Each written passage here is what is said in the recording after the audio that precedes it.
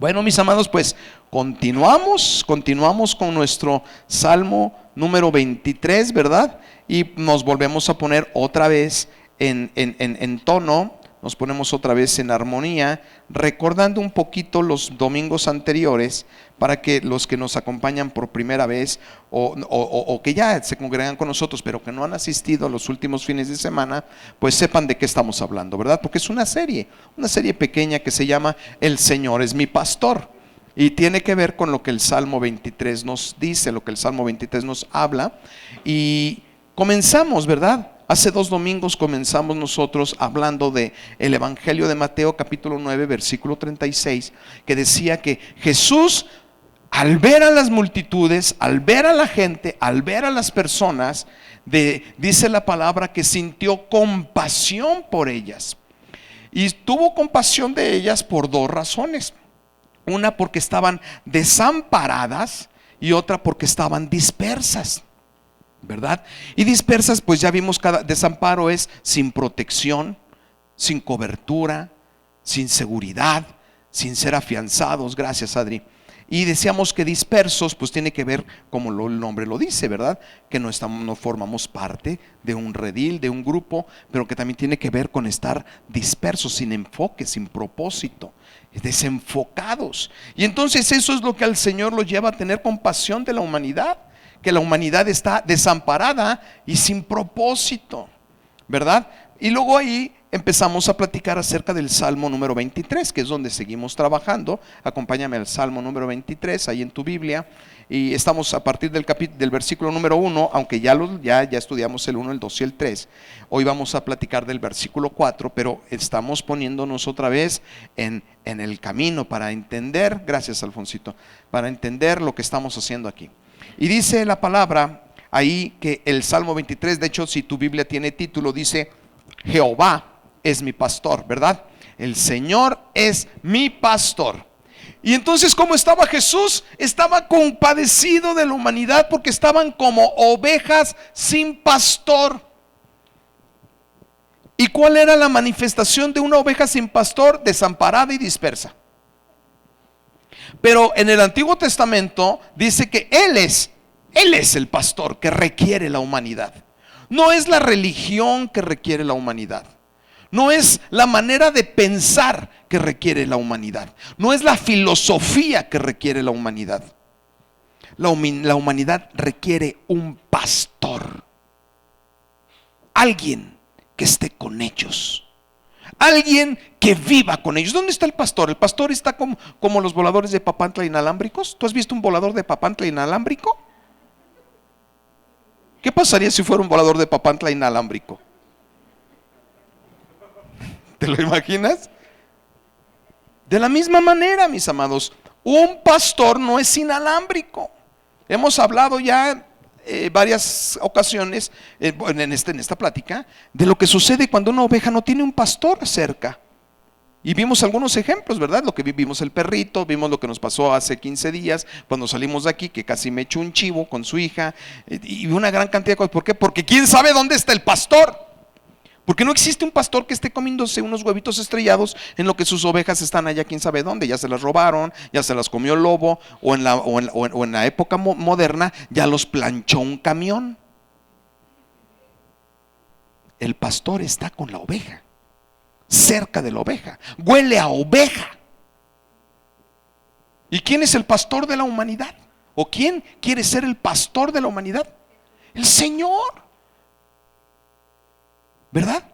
Y vimos hace 15 días que la primer bondad, la primer bendición o la primer cosa hermosa que le sucede a la oveja que verdaderamente quiere caminar tras su pastor, junto a su pastor, es primeramente que nada nos faltará. Versículo 1, ya no vamos a hablar de eso, pero hay que retomarlo. Que dice, nada le falta a sus ovejas. ¿Por qué? Porque todo lo provee el pastor. El pastor provee el redil, el pastor provee el agua, el pastor provee el alimento, el pastor provee el techo. ¿verdad? Hace 2, 3 semanas la familia fuimos a dar una vuelta a un parque, un zoológico, y cuando estábamos viendo, no me acuerdo qué animal para no mentir, hijas, pero creo que era la jirafa, la que está con aire, con clima. Es la jirafa. A la jirafa la tienen con clima, ni yo. Yo le dije, a ver, oye, ¿viven mejor los animales que nosotros? Pastos verdes. No quiero decir dónde es porque me están grabando, pero es un parque cercano a aquí. Tú llegas ahí al lugar, prados verdes, los animales voltean, te ven, otros acostados así a panza libre. Y las jirafas tienen clima, las meten en la noche a su lugar donde se guardan con una temperatura adecuada. No les dan cualquier alimento, se enferman. Tiene que ser un alimento especial. Cantidades. ¿Cómo están los animales? Bien cuidados. Si eso es porque es un business, ¿verdad? A la hora que se mueran los animales se acabó el negocio. Pero ¿cómo será el pastor? ¿Cómo será nuestro Dios? ¿Qué necesitamos? Sin ser grosero, pero ¿qué necesitamos? ¿Clima? ¿Quién nos lo va a proveer? Si lo provee una persona para unas jirafas, por eso Jesús dijo, no se preocupen por lo que han de comer. Si las avecillas yo les doy de comer, imagínense ustedes, valen más que una avecilla. Si una jirafa puede estar así, imagínate nosotros con el pastor. ¿Qué necesitamos? La provisión viene de arriba. ¿Cuándo se ha visto una oveja del Señor, del pastor, sin comer, moribundo? Jamás. Porque dice la palabra, nada te faltará. Nosotros muchas veces abandonamos la iglesia, abandonamos al pastor por trabajo, por prosperidad económica, por mejores sueldos, y al final de cuentas dice el Señor, estás apostándole al gallo que se va a morir, apuéstale al gallo que va a ganar. Sin ser grosero, pero apostamos al trabajo que en un momento nos van a dar una patada, apostamos a la prosperidad, apostamos a los estudios, apostamos a los diplomados, explomados y todo lo que termine en ado, y nos vamos de las iglesias, nos vamos de las congregaciones, no tenemos tiempo para estar con el Señor, no tenemos tiempo para buscarle, no tenemos tiempo para un devocional.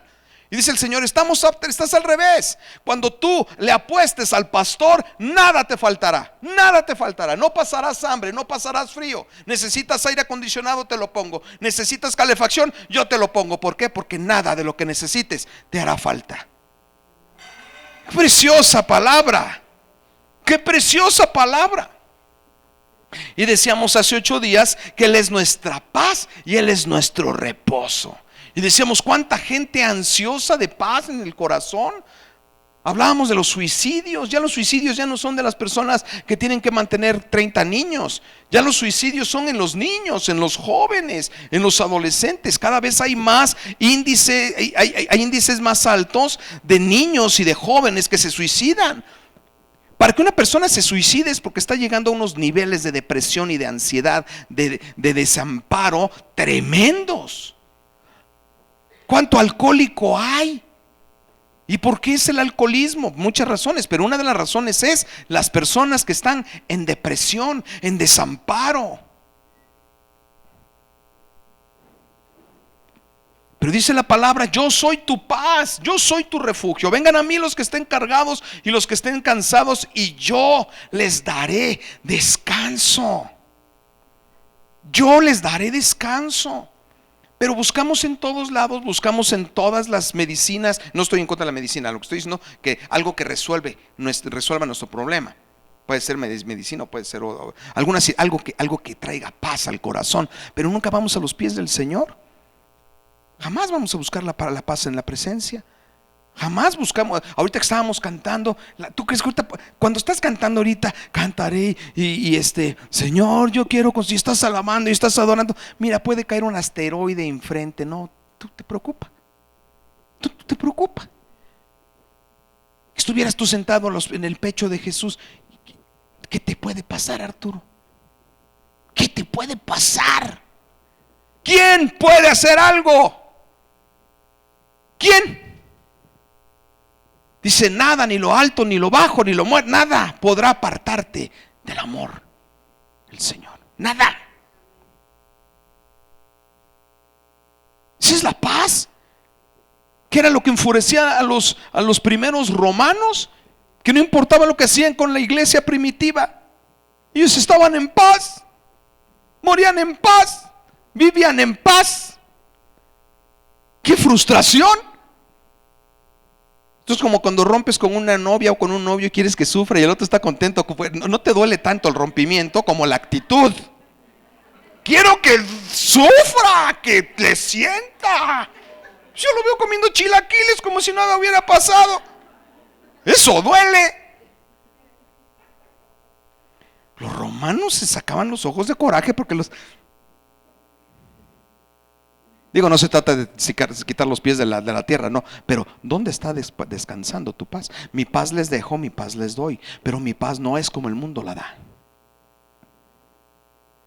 Qué precioso, ¿verdad? Y hoy vamos a ver, versículo número 4, acompáñame. Aunque ande en valle de sombra de muerte, no temeré. Di conmigo, no temeré mal alguno.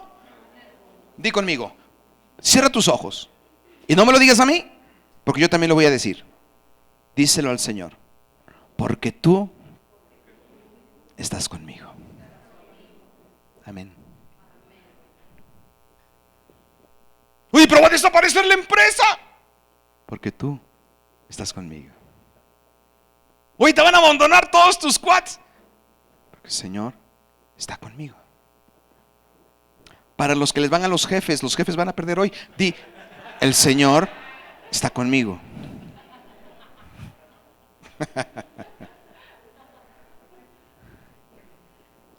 Porque tú estás conmigo, Señor. Miedo. El ser humano tiene miedo. Miedo a envejecer. Miedo al miércoles. Miedo al examen. Miedo a que llegue papá. ¿Tú sabías que hay familias que llega papá y... Miedo a la economía, miedo a la sociedad, miedo al país, miedo al coronavirus, miedo a todo. Todo es terrorismo. No necesitamos un cuate con pasamontañas. El mundo vive bajo terror. Bajo terror. Unos más, otros menos, pero la humanidad en general vivimos bajo terror. Y no pases por esa carretera. Ahora sí, no pases por Salamanca, porque ahí se pone bien grueso. ¿Verdad? Ya no es ya la letra cambió. Pero ya la gente, ya hay lugares por donde ya no pasa. Digo, no estoy diciendo que pase, digo, hay que tener prudencia, pero ¿de qué habla? ¿De qué habla? ¿De cómo vivimos?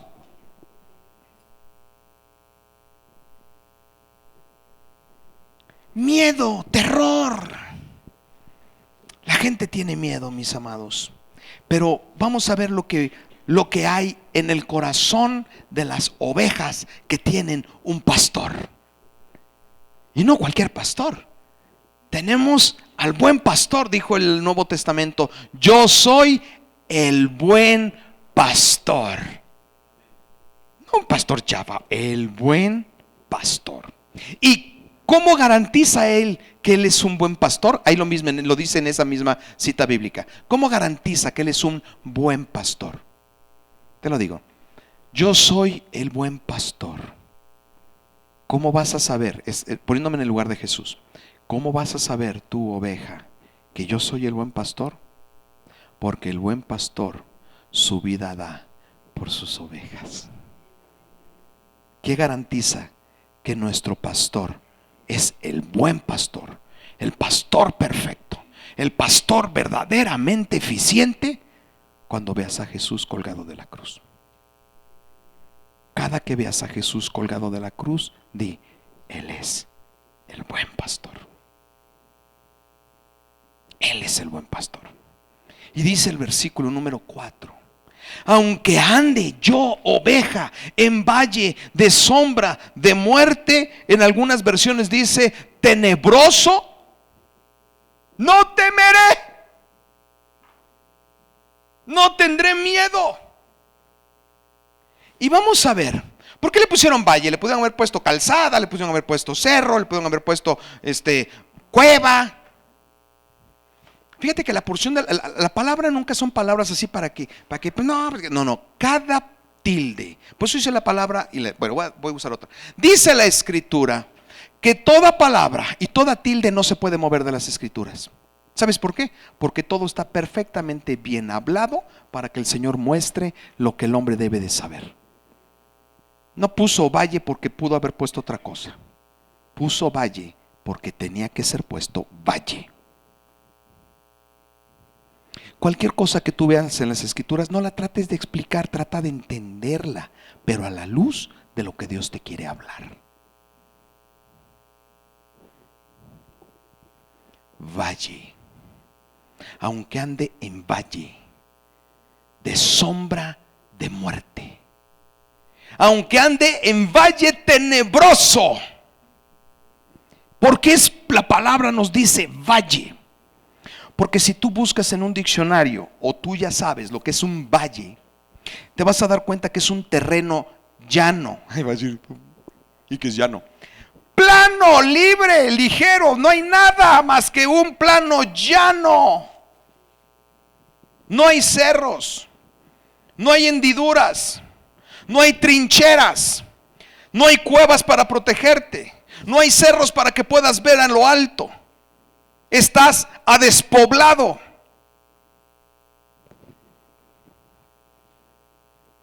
¿Qué te genera eso, Arturito? Inseguridad. En la guerra, ¿tú sabías por qué el pueblo romano era tan eficiente en la guerra?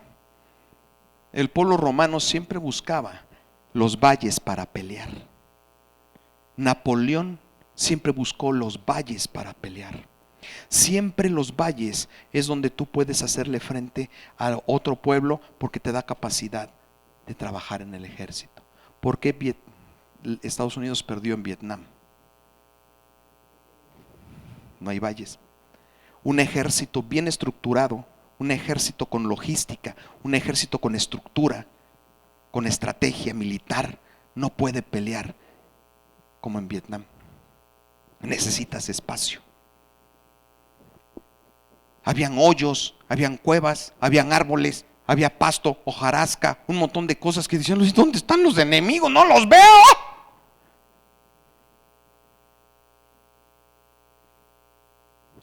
Cuando un ejército está a campo abierto, es vulnerable. Las fortalezas, los castillos, normalmente están en alto, nunca en valle. ¿Has visto las películas de John Wayne? ¿O son de mis épocas? John Wayne era un vaquero gordito, porque antiguamente los galanes eran gorditos. ¿Sí o no? Todos. Luis Aguilar, todos eran gorditos. No, ahora están así, como yo biznando.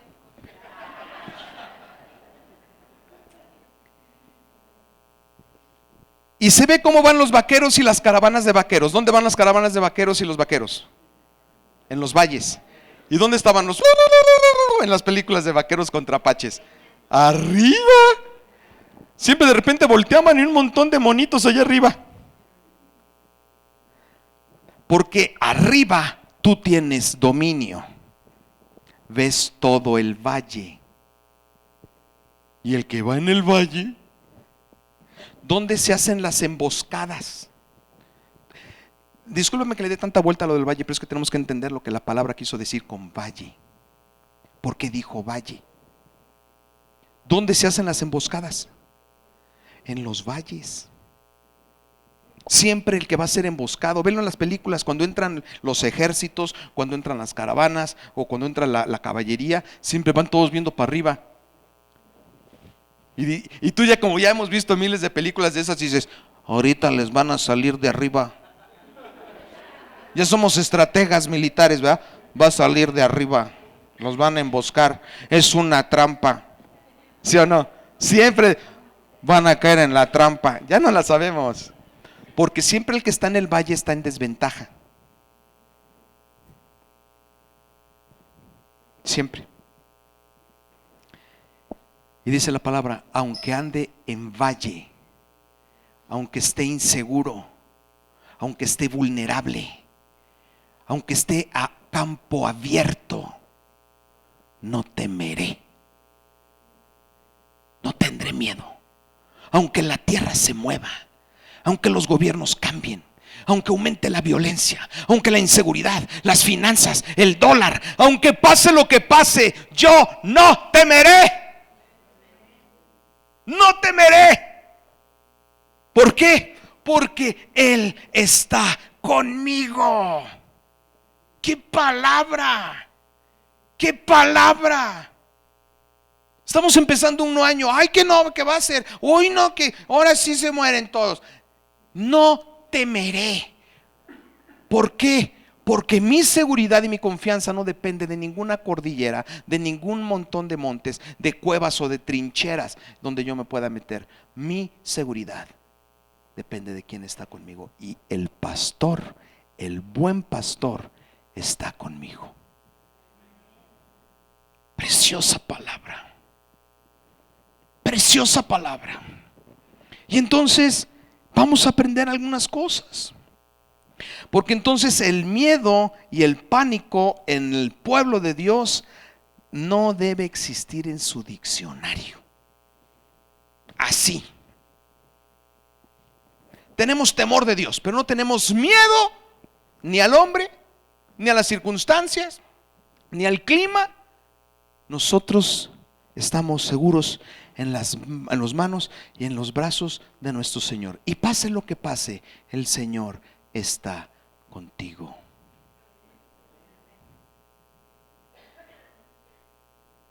El Señor está contigo. El pastor está contigo. Nada te faltará. Él será tu paz y tu reposo. Y hoy estamos aprendiendo que Él estará contigo. ¿Israel estuvo solo cuando estuvo por el desierto? Dios siempre estuvo con Israel. En el capítulo 28 de Mateo les dice Jesús: yo estaré con ustedes todos los días hasta el fin del mundo. ¿Ya se acabó?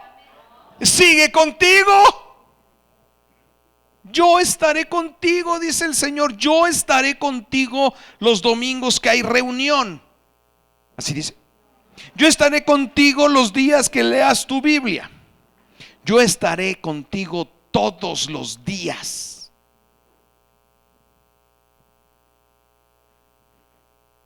Cuando vas en el coche, cuando estás en tu trabajo, cuando estás en tu hogar, cuando vas por la calle, cuando vas en carretera, cualquier cosa y cualquier lugar en el que tú te encuentres, el Señor está contigo.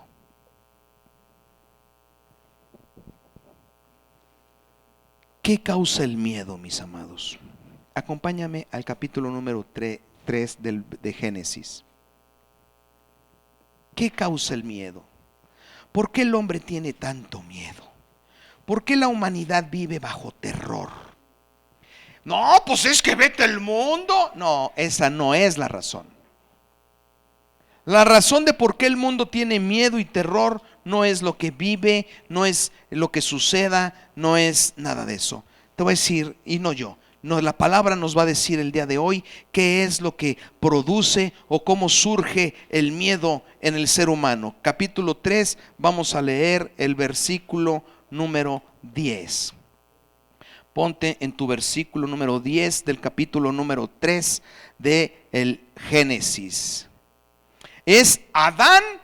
¿Y quién es Adán? Simbolismo del hombre. Fue una persona, pero realmente ahí se ve, muestra o mostrada toda la humanidad. ¿Sí? Y dice aquí la palabra, en el versículo número 10, Adán, la humanidad, el hombre, dice: respondió, oí tu voz en el huerto y tuve miedo. ¿Miedo de qué? ¿De los leones? ¿Miedo de qué? ¿De los tiburones? ¿Miedo de qué? Ahí diste la razón. No, no tuvo miedo de Dios. Ojalá yo hubiera tenido miedo de Dios, no hubiera pecado. ¿Por qué tuvo miedo? Qué razón tan loca, ¿no? Tuve miedo porque estaba desnudo. Esa es la razón de por qué tuvo miedo Jesús. Adán, no, sí. Esa es la razón por qué tuvo miedo Adán, porque estaba desnudo.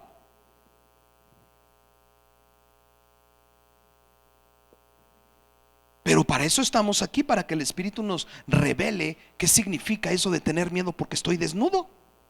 ¿Quién tiene miedo porque está desnudo? Nadie. ¿A qué se refiere Adán con que estaba yo desnudo? ¿Estaba desnudo? Sí, pero siempre estuvo desnudo. Antes de que cayera en el pecado, Adán ya estaba desnudo. Pero Dios hablaba con él, Dios tenía comunión con él, Dios le dio las instrucciones, Dios le dijo lo que podía hacer y lo que no podía hacer. Y estaba desnudo. Pero después de que comió, hay un chistecito, dicen que si los chinos, no lo van a ver los chinos del video, ¿va? Dicen que si los chinos, o si Adán hubiera sido chino, todavía estaríamos en el huerto. Porque en vez de comerse la manzana, se hubieran comido la serpiente. Es un chiste.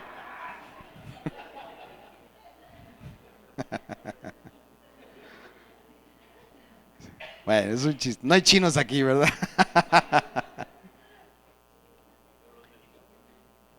No, pero aquellos se comen hasta las piedras, man.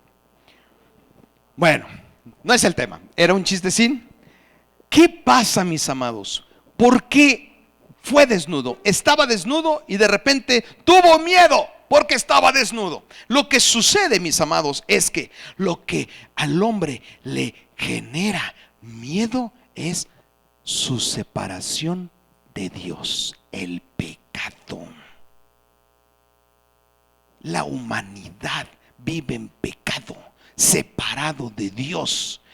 Inconscientemente, espiritualmente, hay un miedo inherente. ¿Por qué? Porque sin Dios está inseguro, vulnerable, a campo abierto.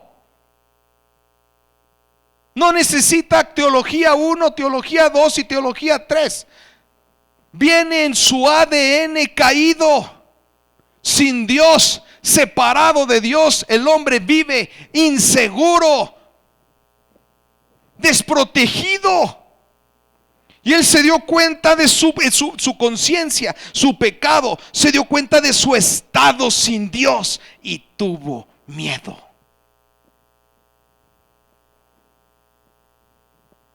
El hombre allá afuera tiene miedo porque no tiene a Dios. Lo acepte o no lo acepte, lo quiera decir o no lo quiera decir, viene con el paquete. Una vez que el hombre pecó, murió, se separó de Dios y se quedó sin defensa.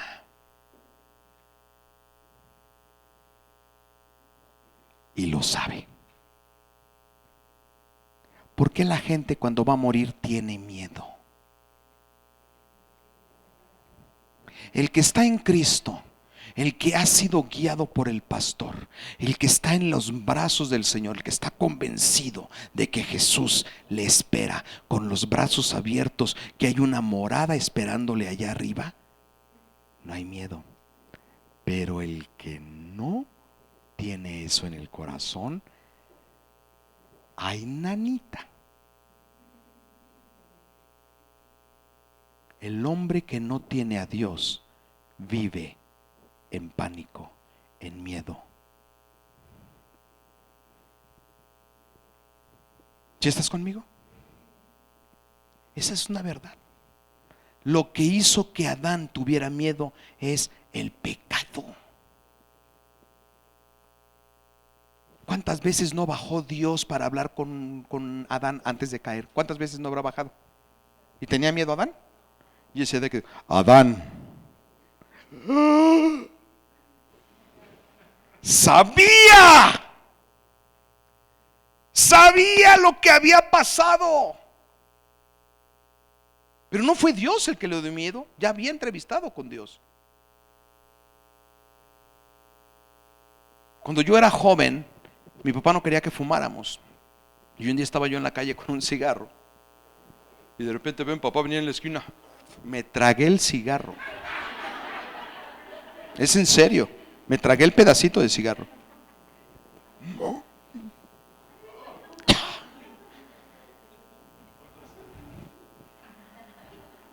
Yo puedo ver a mi papá todos los días, pero ese día, ¿por qué tuve miedo si es mi papá?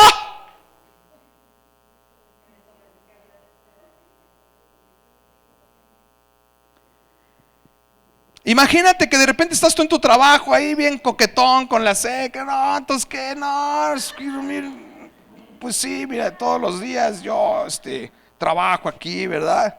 Y en eso llega la wife.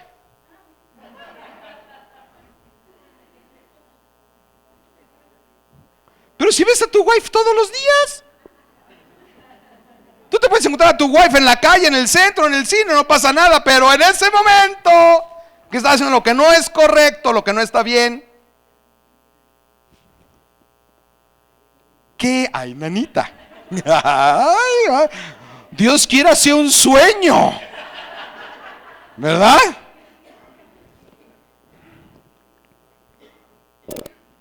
El pecado,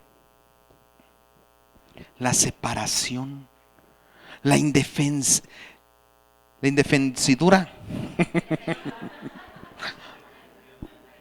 de la vulnerabilidad del hombre sin Dios. Sin Dios. ¿Qué va a pasar cuando salgan los zombies al final del tiempo? Sin Dios, qué horror. ¿Qué va a pasar cuando los ángeles toquen las trompetas y empiece a cumplirse el apocalipsis? ¿Qué va a pasar? Dicen, yo no leo el apocalipsis porque está bien feo. Para los que no creen en Dios, horrible, espantoso.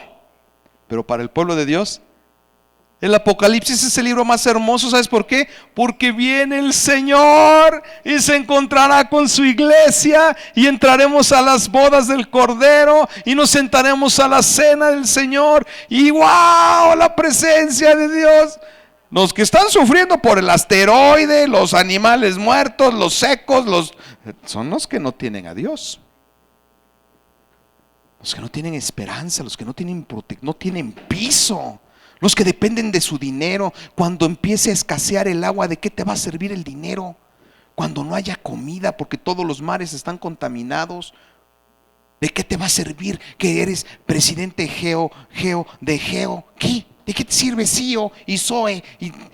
¿Qué? ¿De qué te va a servir? ¿Sabes cuánto va a costar una botella de agua? Cuando le abras a la regadera para bañarte y nanita, nada más hay para tomar, señor. Usted no se puede bañar con agua. Vamos a regresar a la época de los 60s. Los que vivimos un poquito de los 70s vamos a estar ya adaptados. Pero las nuevas generaciones que no saben lo que es estar 4 días sin bañarse, digo nosotros, ¿verdad? Hey Jude. Mis amados, el pecado, la condición caída del hombre lo lleva a vivir en miedo. ¿Qué más podemos aprender del miedo? Ahora, vamos a hablarle a la iglesia. Eso es para los que no creen en el Señor.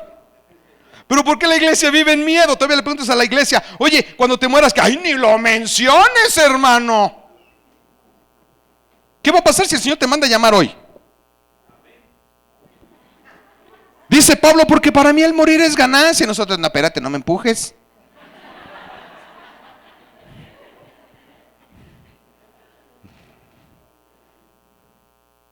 ¿Verdad? Porque ahí viene la segunda parte de por qué ahora el pueblo de Dios vive en miedo. Y lo vimos, Javiercito, lo vimos en Israel. Israel era un pueblo que iba en el desierto así. ¿Y qué comeremos, Moisés? No inventes. Con miedo. Llegaron al mar y ¡ay, Moisés! O sea, ¿cómo vamos a pasar, Moisés? Y así está la iglesia. Muchas veces la misma iglesia que ya tiene a Jesús en su corazón, que conoce la palabra, que tiene la palabra, seguimos viviendo en miedo. Y aquí ya no es el pecado. Hay otro ingrediente secreto de la abuela. ¿Sabes cuál es? La falta de fe. La falta de fe. No tenemos fe en lo que Dios nos ha hablado. Lo tenemos como conocimiento, como doctrina, pero no la hemos bajado al corazón. No es parte de nuestro ser lo que hemos leído ahí. Acompáñame a la palabra. Vamos al Evangelio de Mateo capítulo 4, versículo 30. Mateo 4, 30. Nos vamos al Nuevo Testamento. ¿Estás bien?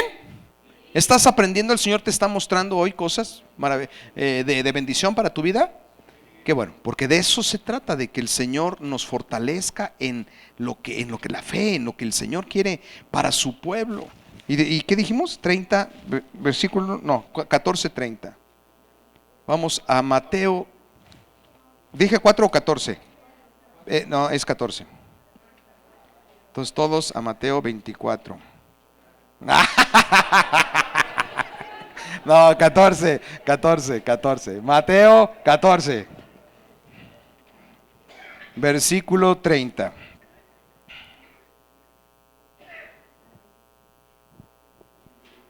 Ya lo tiene. Este es el momento de cuando Pedro está caminando sobre el agua. ¿Tú te acuerdas de ese pasaje? Y ahí va Jesús, Pedro. Ay, mira Juanito, mira Juan, mira. Ahí va Pedro. Ahí va Pedro sobre el agua.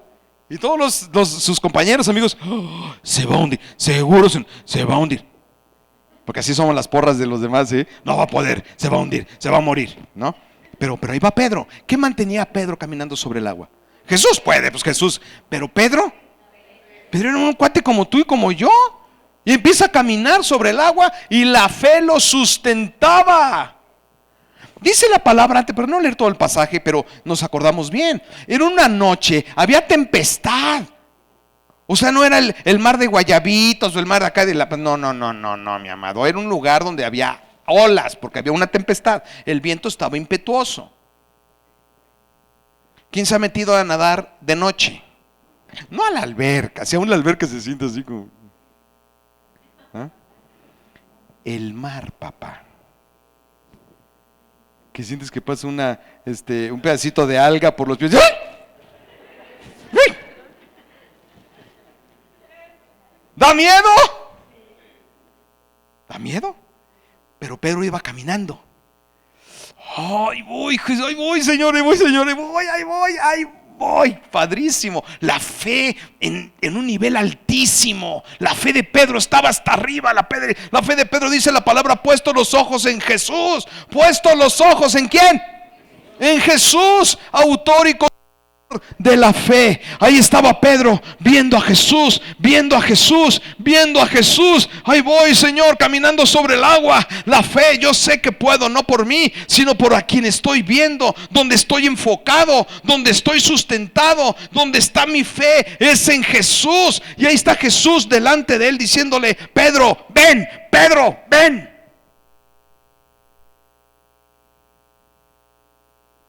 Eso es lo que Dios quiere de su iglesia. Que la iglesia dejemos de ver las cosas, el dinero, el trabajo, los recursos y las cosas que nos ofrecen allá afuera, sino que la iglesia verdaderamente aprenda a caminar en fe en Jesucristo.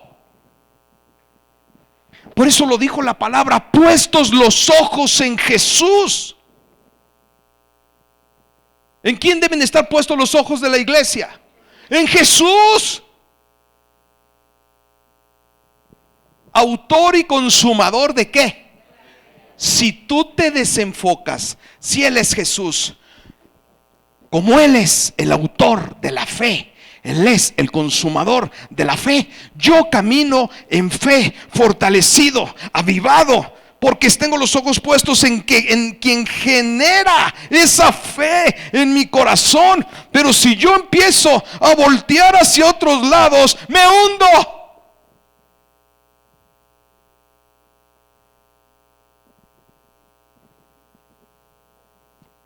Me hundo si dejo de ver a Jesucristo.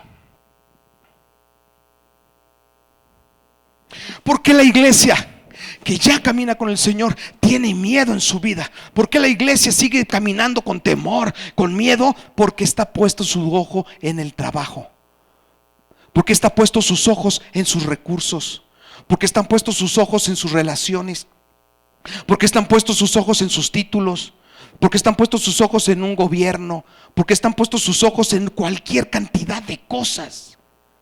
Por eso me llama la atención que hay gente subiendo más memes y más cosas que tienen que ver con donde tienen sus ojos que en Jesucristo. Hay cosas que son indefendibles, mi amado. Defendimos muchas veces nuestro trabajo, nuestros recursos, nuestro gobierno, nuestros principios, nuestros títulos, nuestras cosas, de lo que defendemos la fe.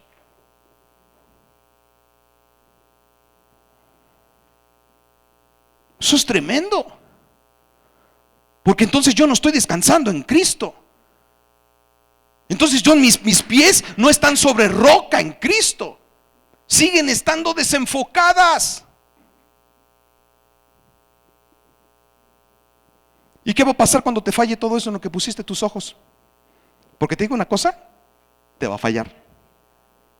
No importa en lo que creas, si crees en Santa Claus te va a fallar. En serio. Ay, está maldiciéndome. No, es la verdad. No importa en qué cosa hayas puesto tu fe o tú creas que va a ser tu salvación, te va a fallar.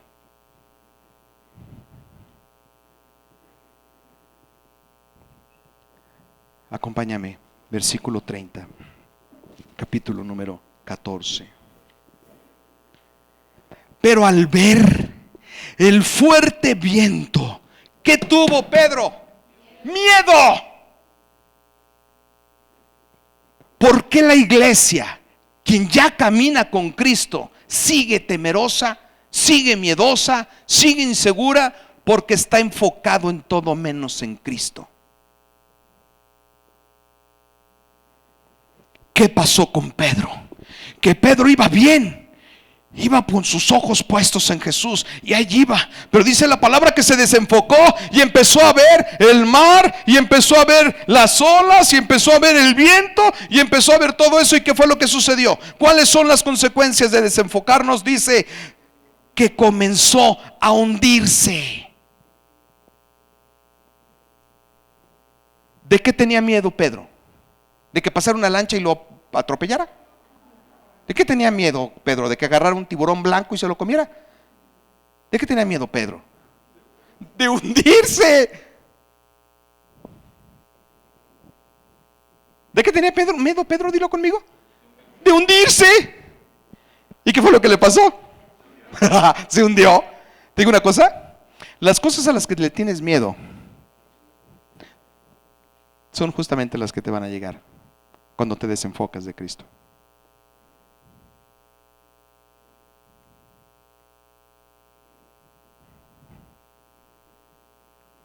Es que me voy a quedar sin trabajo. Si estás desenfocado de Cristo, ¿para qué te digo?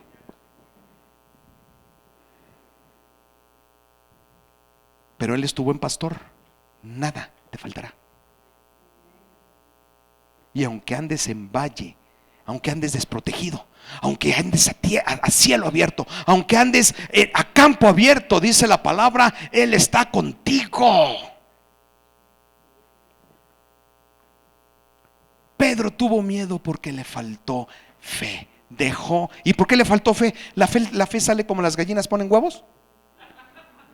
Voy a tener fe, voy a tener fe. Eso te lo dicen en esos lugares donde vas para que todo salga bien, para que se alineen tus chakras y te pasen la piedra por aquí. Y ahí te dicen, piensa que todo va a estar bien, piensa que todo va a estar bien. Oh, yo soy buena persona, ¿no?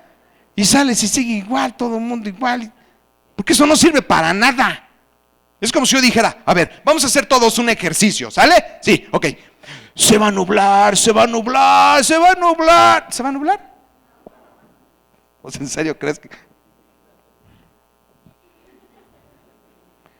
Ahorita va a salir la luna, la luna, la luna, la luna, va a salir la luna. No va a salir la luna.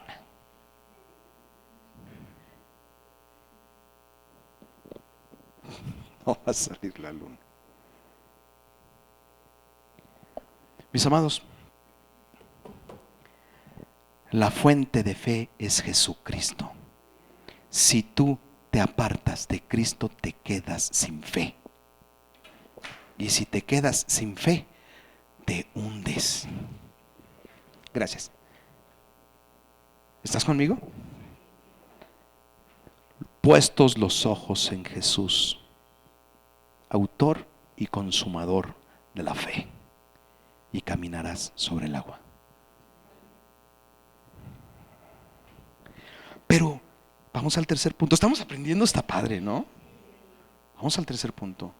Y el tercer punto que tiene que ver con el miedo, mis amados, es: nada en este mundo te quitará totalmente el miedo.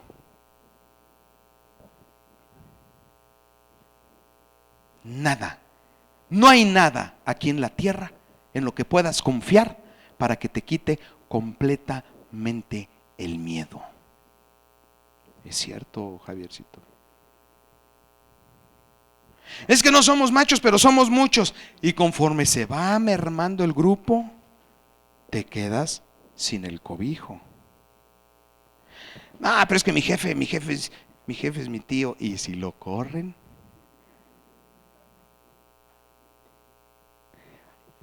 No importa. Nada en este mundo te dará la plena garantía para que tú digas: no tengo miedo de nada.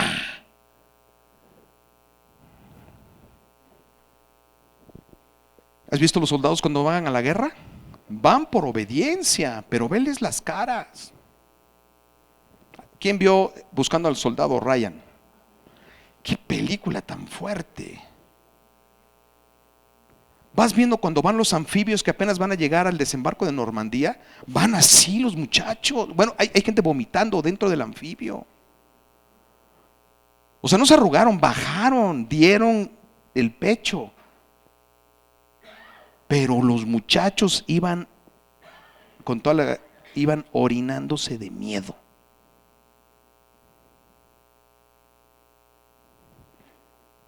Sí, era el ejército más grande y tenían ametralladoras y cañones y anfibios y tecnología, pero tenían miedo.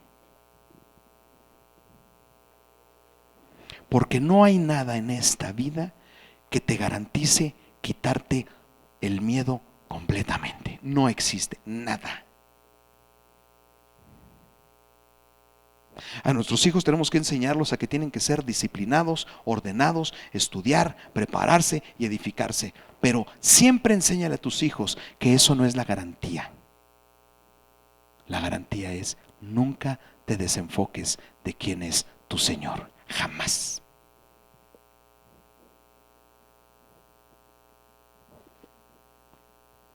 ¿Estás conmigo? Vamos a ver un ejemplo. Ahí está en el libro de Juan. Acompáñame al Evangelio de Juan, capítulo número 19. Juan capítulo 19. ¿Mi Biblia no tiene Juan? Es que con más que le doy no llego a Juan. Juan 19.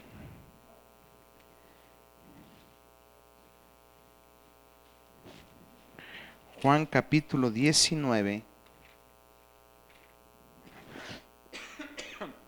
Versículo, vamos a leer el versículo número 8. 8, cuando lo tengas así. Bueno, dice: cuando Pilato oyó decir esto, tuvo más miedo. ¿Lo habías leído? O sea, ¿quién era la máxima autoridad ahí? Y con todo respeto, no era la autoridad de las que a veces estamos nosotros acostumbrados. Les he dicho de una vez cuando nosotros vimos que unos policías querían quitar a una señora que estaba estacionada en doble fila. Nunca les hemos contado. Mi esposa y yo, mi familia, hace muchos años, mis hijas estaban chicas, traíamos a un sobrino de Estados Unidos y lo andábamos paseando y lo llevamos a Tequisquiapan. Y en Tequisquiapan estaba una señora así, a doble fila parada, así, cual ancha es el coche. El coche. Y de repente llega una patrulla. Ya ves que no ponen todas las señales, sino que además dan el toque. ¿Ah?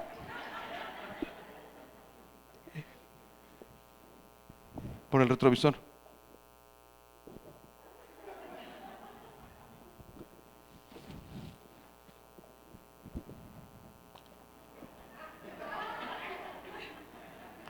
Dice mi sobrino, porque hablan así entre Estados Unidos y acá. Espérame tío, quiero ver eso, espérame. Y ahí estamos todos así como viendo el zoológico.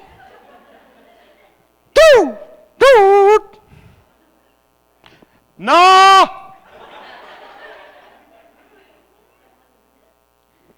Dije, no, ahorita va a bajar el policía y va a cargar el carro y lo va a poner acá. Pues es la autoridad, ¿no? Es la autoridad. ¿Sabes qué hizo el policía? Se subió a la banqueta con todo y patrulla para no pegarle a la señora que estaba, cual ancha es el coche.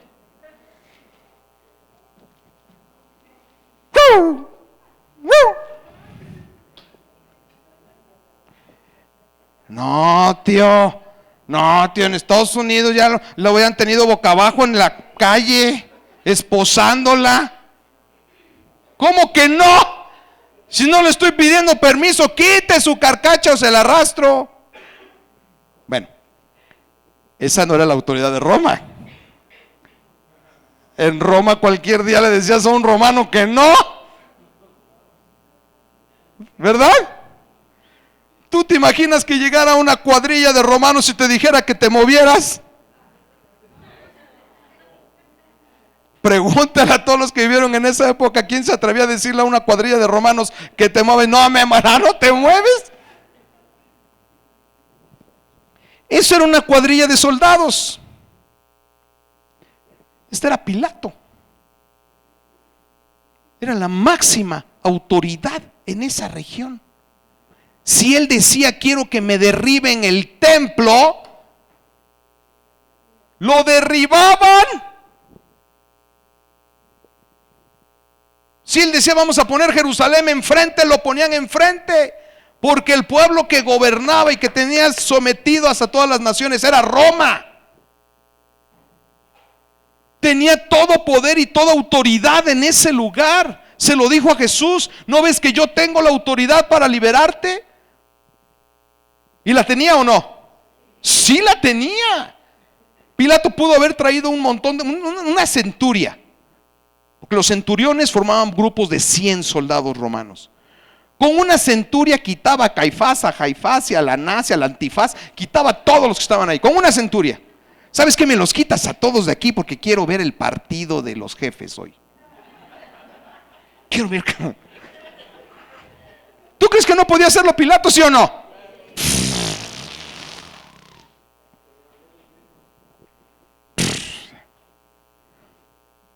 ¿Pero por qué no lo hizo? ¿Por qué no lo hizo? Ahí está claro. Tuvo miedo. Pilato tuvo miedo.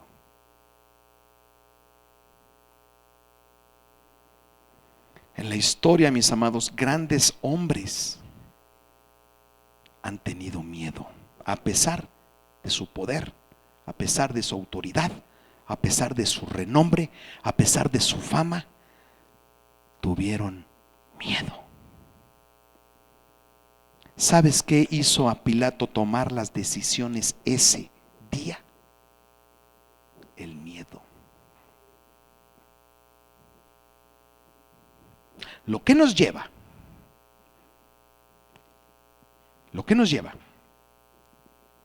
a que ni el poder ni las riquezas, ni todo el dinero. Bueno, la riqueza es todo el dinero y todos los recursos, ni tu trabajo, ni la colonia donde vives, ni el país donde vives. Ay, ojalá hubiera nacido en Checoslovaquia. Donde vivas, nada te va a garantizar que dejes de temer. Pilato tuvo miedo.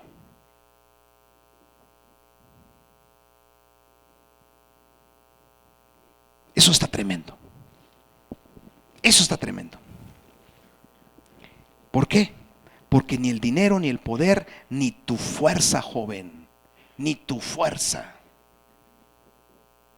Cuando yo llegué por primera vez a un grupo de jóvenes con mi esposa hace algunos años, nos fuimos a un parque, me llevé a los jóvenes a un parque, ni me acuerdo dónde es, donde había para subir, un rapel, para subir escalando. Cuando yo comencé mi pastoreo juvenil, acababa de pasar los 30 años. Y me acuerdo que esa vez habían como 5 varones en ese grupo de jóvenes. Y jugando con los muchachos, dijimos a ver quién llega más rápido a la cima. Les gané a los 5. Ahí está mi esposa. ¿Qué onda, chavos? Pero ahorita, si un día hace 2, 3 años fuimos a Teotihuacán, ¿no? Fuimos a Teotihuacán, pues para que nos diera la energía, y tú sabes, me llevé a los jóvenes. ¿Verdad? Les quería ver si estabas despierto. Les dije, pero se van de blanco, si no, no jala. Tienes que ir de blanco. Y ahí vamos a Teotihuacán. Vamos, listos, vamos a subir a la del Sol. ¿Quién ha subido a la pirámide del Sol? Pero pues yo pensé que tenía los 30 años, ¿verdad? ¿Listos, muchachos? ¡Órale! 1, 2, 3. 1, 2, 1, 2. De repente vi que los pirámides hizo así. Dije, ¿qué onda? Uno de nuestros jóvenes. Ahí van ustedes. ¿Te acuerdas, hija? Dani, ¿cómo se puso Dani? No te quiero decir, pues, pero no creas que es la única. Jóvenes varones a media pirámide. Porque pensamos, yo me incluyo, pensábamos que estábamos subiendo el piso de nuestra casa. Así. ¿Qué quiere decir, mis amados? Que ni confiando en nuestras fortalezas y en nuestras fuerzas podemos estar plenamente seguros de que vamos a lograr la empresa.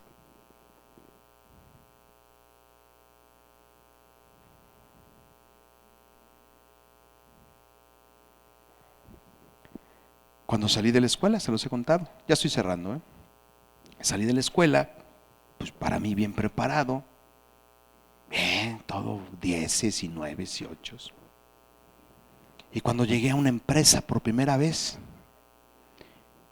era una empresa que hace botanas, donde hay unos motores que yo en mi vida los había visto.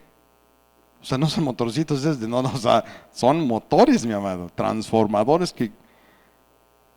y se paró una línea de producción. O sea, ya no estás en el laboratorio de la escuela. O sea, se paró una línea de producción de una empresa que hace botanas. Y tú eres el chicho camochicho. Se paró la línea. Tráiganse al ingeniero en electrónica. Ese cuate nos resuelve el problema ahorita de volada. Él es el experto. Y ahí está el experto de 22 años. Cuando fueron por mí, yo no, espérate, vamos, espérate. Se paró la línea, ingeniero. Yo, ay, ¿cuál línea? La del... Llegamos al famoso tablero. Era un tablero que eran estas dos paredes. No les estoy mintiendo. Es que la industria, o sea, la parte mecánica y electrónica de la industria, o sea, eran estos dos cuadros así, cables, tripas.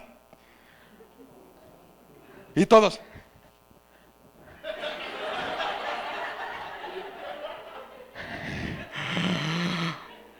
En serio, dije, Señor, que sea un sueño. Bueno, todavía no era cristiano, yo creo que ahí estaba Bacardí, que sea San Bacardí, que sea un sueño.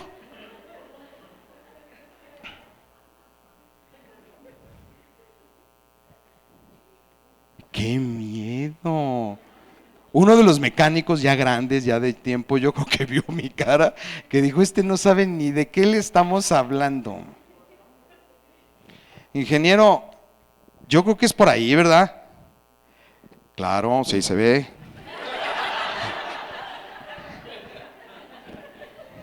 Si más según un estudio me sale el azúcar, la presión, los triglicéridos, la gota, todo. Mis amados, no hay nada en este mundo que te garantice no tener miedo.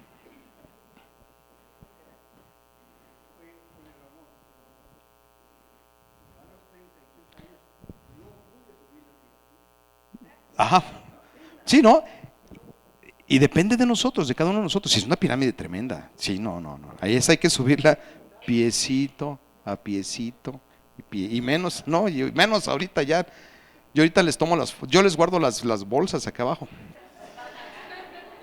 Mis amados, Pilato tuvo miedo con todo el poder que tenía, tuvo miedo. ¿Por qué corrieron los discípulos? Por miedo.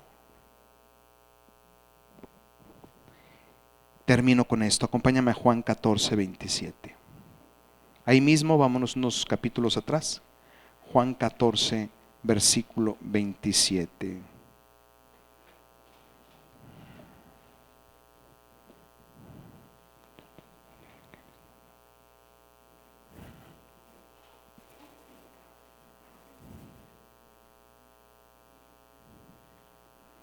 ¿Listo?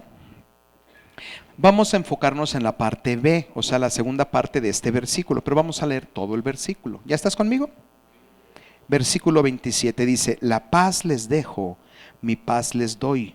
Yo no se las doy como el mundo la da. Fíjate lo que viene, esta es la parte segunda, la parte B del versículo. No se turbe tu corazón ni tengas miedo. Versículo 28. Has oído que yo les he dicho, voy y vengo a ustedes, si me aman, se habrían regocijado, porque he dicho que voy al Padre, porque el Padre mayor es que yo. Ese es el contexto completo. Mis amados, dice, no tengas miedo. ¿Dónde radica la seguridad, la confianza y la esperanza de la iglesia? En Cristo. El mundo allá afuera, ya cerrando, ¿me ayudas, Carlitos Maffer? Estoy cerrando. El mundo que no conoce a Cristo vive en terror porque no conoce a Cristo, porque no conoce a Cristo.